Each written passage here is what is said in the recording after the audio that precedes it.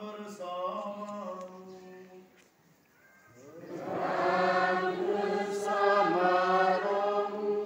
Inilah Injil suci menurut Yohanes.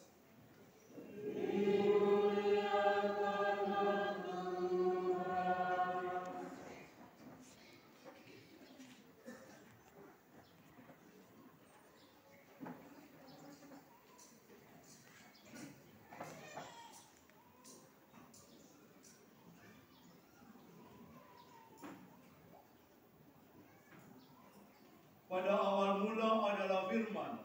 Firman itu ada bersama-sama dengan Allah, dan firman itu adalah Allah. Firman itu pada mulanya bersama-sama dengan Allah. Segala sesuatu dijadikan oleh Dia, dan tanpa Dia tidak ada sesuatu pun yang telah jadi dari segala yang telah dijadikan. Dalam Dia ada hidup, dan hidup itu adalah terang bagi manusia. Terang itu bercahaya di dalam kegelapan, tetapi kegelapan tidak menguasainya.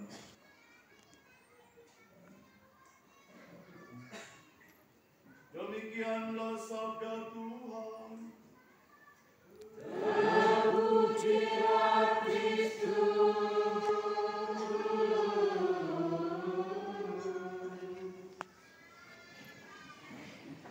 Opang sekali saya. Ambulans standby.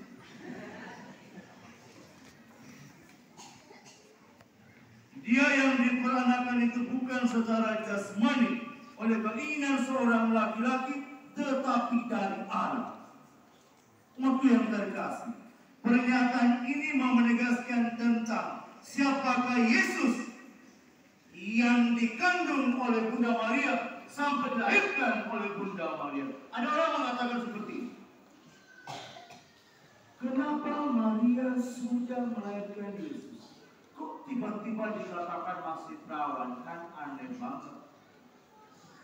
Perempuan kalau sudah melahirkan seorang anak, dia pasti tidak perawan.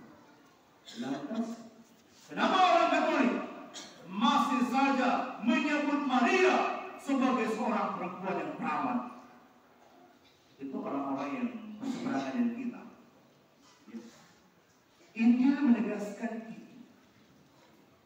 Anak yang dilahirkan itu, yang pernah dikandung oleh Maria, bukan hubungan biologis atau hubungan seksual antara Yosef dengan Maria, tetapi dari Roh Kudus.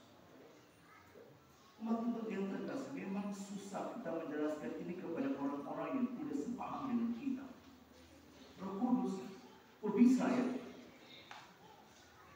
Roh Kudus yang masuk menembusi rahim Maria tanpa merobek selaku keperawanan Bunda Maria. Itulah hebatnya Allah. Dia menjadikan semuanya itu dengan perantaraan Roh Kudus, dan Roh Kudus tidak pernah menodai keperawanan Bunda Maria. Kita bandingkan seperti ini. Kalau kita berdiri di depan cermin, beda cermin di saya. Kalau di kampung bilang belino. Aneh kan? Mereka tetangga. Kita menyalakan senter akulasi ke arah cermin itu. Cahaya itu akan tembus masuk ke dalam, betul atau tidak? Betul dong? Tembus masuk ke tidak? Oh, ini orang yang normalisasi. Saya memantulkan senter ini ke kaca yang cermin, boleh? Cermin cahaya itu masuk ke tidak? Ini jalan. Saya juga capek. Ya. Dia masuk tanpa membuat kaca cermin itu retak dan pecah. Begitu juga dengan cahaya Roh Kudus, dia masuk ke dalam rahim Maria tanpa merobek atau mencabik-cabik keperawanan Maria. Maka sepantasnya sebelum mengandung, ketika mengandung, setelah melahirkan, Maria ini tetap perawan. Amin. Amin. Yang tidak jawab amin, maka dia berseberangan dengan kita. Dan di sini dikatakan bahwa ia itu dari Allah. Dan yang dari Allah itu dikatakan sebagai firman. Firman atau kita punya bahasa saya bilang koda. Koda itu adalah Allah. Dan Allah sendiri adalah koda yang menghidupi kita. Supaya kita semua dihidupi berkat koda yang ia berikan kepada kita lewat putranya. Dan Yesus tampil sebagai firman, sebagai terang yang datang untuk menyelamatkan kita. Ia datang supaya orang yang tinggal dalam kegelapan itu bisa akhirnya sadar, bangkit dan bergerak kembali menuju kepada terang yang ia bawa itu. Dan sebagai koda, ia datang menghidupi kita dengan sabdanya. Sebab kita tahu ternyata dia ini utusan Allah. Ternyata dia ini yang sedang berbicara adalah Allah sendiri. Ternyata dia ini yang mati sampai di kayu salib untuk kita adalah koda yang membawa kita kepada kehidupan yang baru. Nah, umatku yang terkasih dalam Kristus, omong tentang firman, omong tentang koda, itu kita omong tentang Allah. Dan puncak dari koda itu adalah peristiwa salib. Waktu peristiwa perjamuan malam terakhir, dia menjelaskan kepada mereka tentang dirinya yang hadir sebagai koda. Sebelum mereka makan, dia omong tentang koda. Macam kita kalau ada buah tirai, itu sebelum kita nyam itu kan orang omong koda dulu. Dia juga sama, sebelum dia ditangkap, dia omong kepada mereka tentang hakikat dirinya sebagai koda. Dia omong bahwa saya ini akan mati dan tubuhku diserahkan kepadamu supaya kamu semua makan menjadi satu. Demikian dia omong tentang darah, perpaduan tubuh dan darah menghasilkan koda yang menyelamatkan manusia. Pada waktu itu murid semua tidak sadar tentang firman yang dia katakan. Mereka intinya makan, makan, tidak ada sisa. Mereka baru menyadari puncak dari koda itu ketika peristiwa salib. Oh, ternyata dia omong waktu dia omong koda kiri tentang tubuhnya. Oh, ternyata bergantung di salib. Dia omong tentang darah yang ditumpahkan. Dia omong tentang pertumpahan darah di salib ketika lambungnya ditikam dengan obat. Nah, umatku terkasih, itulah koda yang sesungguhnya. Dan hari ini bacaan Injil menegaskan kepada semua kita bahwa dia yang lahir di kandang Nina, dia yang lahir dalam kandang hati kita, itulah koda yang sesungguhnya, bukan koda palsu, tetapi koda yang betul-betul hadir, bergerak bersama kita, ada bersama kita supaya kita tahu apa itu koda dan bagaimana berbicara sesuai dengan koda yang diberikan oleh dia, dan supaya kita pun diselamatkan berkat koda yang diwakilkan dan diwakilkan juga oleh kita semua. Amin. Amin. Umatku yang terkasih dalam Kristus, pesan untuk kita. Yesus betul-betul sebagai firman utusan Allah. Bacaan kedua menegaskan itu.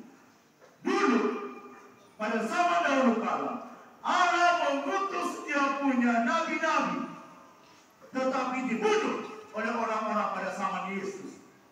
Mereka bunuh. Tetapi Allah tidak pernah pensiun mencintai manusia. Dia tidak pernah bosan dengan segala caranya untuk sebuah keselamatan. Setelah sama nabi dibunuh, diberantas, dia akhirnya mengutus kepada kita putranya yang tunggal, supaya apa? Ketika putranya datang, dia memulihkan kembali keutuhan ciptaan ini. Dia hadir sebagai Adam baru, dia hadir sebagai makhluk baru, sebagai koda baru yang mau memulihkan kehidupan dunia ini dan memulihkan kita supaya kita semua terlahir baru, hidup di dalam terang sabdanya dan siap untuk mendapatkan rahmat yang berlimpah ruah mengalir dari dia sebagai utusan Allah. Maka saya mau katakan, Yesus itu adalah benar-benar utusan Allah setelah semua nabi itu dibunuh, dia hadir untuk menggenapi semua yang tertulis di dalam kitab perjanjian lama. Percayalah itu dan teguhkanlah itu sampai maut memisahkan kita. Amin. Poin yang berikut, omong tentang koda.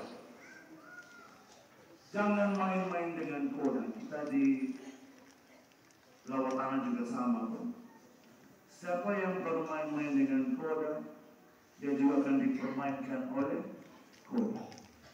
Sebagai orang Kristen, kita punya kekuatan dasar koda itu adalah Tuhan. Tuhan mencintai kita, mengutus koda yang paling indah ini, yang paling bermartabat ini, yang paling mulia ini untuk kita. Dia yang mau supaya kita menjaga koda itu. Dia juga mau supaya kita menyimpan baik-baik koda itu. Dia juga mau supaya kita mendengarkan koda itu dan membawa koda itu dalam kebersamaan kita di mana saja kita berada. Dan jangan pernah bermain-main dengan koda yang dibawa oleh Tuhan. Ketika kita mempermainkan atau memutarbalikkan kebenaran koda itu, maka Allah juga pasti akan turut bermain-main dengan kita semua. Amin. Waspada. Dan yang berikut, kita juga diajak hari ini menjadi terang. Dia datang sebagai terang. Maka sebagai suami dan istri saya berpesan. Kamu yang ada suami istri ya? Nah, kami kita bujang lapu. Pasangan kami ini kan nih. Kadang ini iklannya, kalau Romo kenapa habis masuk ini langsung cium? Iya ini kan kami punya pacar. Aneh. Suami dan istri harus bisa menjadi terang satu sama lain, membawa terang itu dalam kehidupan keluargamu, menyinari keluargamu dengan terang yang kita bawa. Kita dengarkan pada hari ini, suami membawa terang untuk istri, istri membawa terang kepada suami, suami istri membawa terang kepada anak-anakmu, dan jadilah terang satu sama lain. Karena ketika Anda membawa terang itu, Allah juga akan siap untuk tinggal berada bersama Anda di dalam istana rumah kecilmu. Amin.